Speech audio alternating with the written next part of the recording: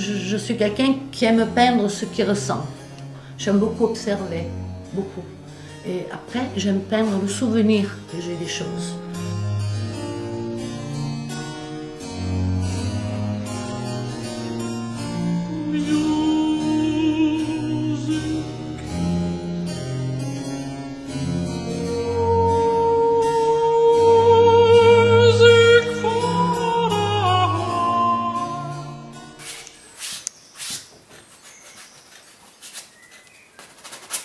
J'avais un prof au Beaux-Arts qui me disait « mets le frein à main ».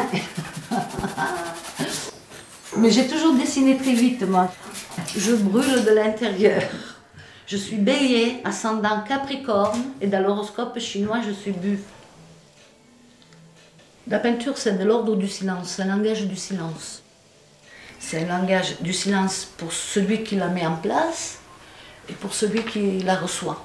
Tout se passe dans le regard.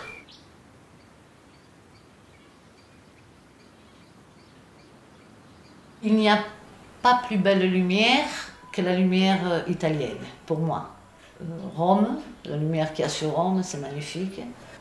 Le matin ou le soir au coucher de soleil. Mais je trouve que cette région-là, le Lot, le Quercy, est majestueux au niveau des couleurs et des lumières surtout. C'est doux, c'est presque un peu, ça me fait penser un peu à la Toscane, des collines tout en douceur. Le plus beau moment pour moi, c'est être dans mon atelier, avec ma musique, mes arbres, ma belle lumière, et puis m'en aller. M'en aller sur une toile, et puis je commence, et puis c'est beau.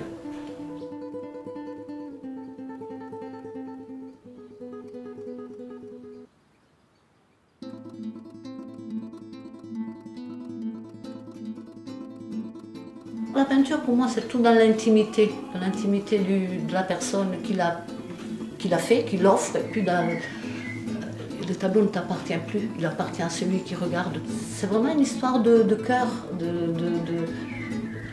ça se passe dedans, quoi. Là, de l'estomac, du ventre. C'est la peinture, c'est comme la danse, tout est dans le ventre. Voilà. Non, mais chaque fois que je finis un tableau, je me dis, mais attends, non, il faut faire autre chose. Je suis jamais contente.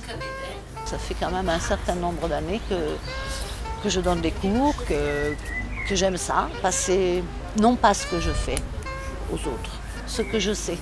Chacun doit trouver son langage. Les enfants, ce que j'ai appris avec eux, c'est la beauté du geste simple. Innocent, j'y vais, je ne me pose pas de questions. Et quand tu les vois faire, ils sont heureux. Les gens qui viennent et me disent, tu sais, depuis que je fais du dessin, de la peinture, je ne regarde plus les choses de la même façon. Je dis, c'est bon, là j'ai gagné. Poser le regard sur quelque chose ou quelqu'un, c'est fantastique. Ça t'ouvre des voyages formidables, quoi. Tu vois, la vie pour moi, c'est un livre. C'était ma grand-mère qui disait ça. Puis je l'ai repris. Elle me disait, tu sais, la vie c'est un livre. Tous les soirs, il faut y mettre des choses, il faut écrire. Mais ne laisse jamais des pages blanches avec des absences remplies. Parce qu'on n'a que ce livre-là à raconter.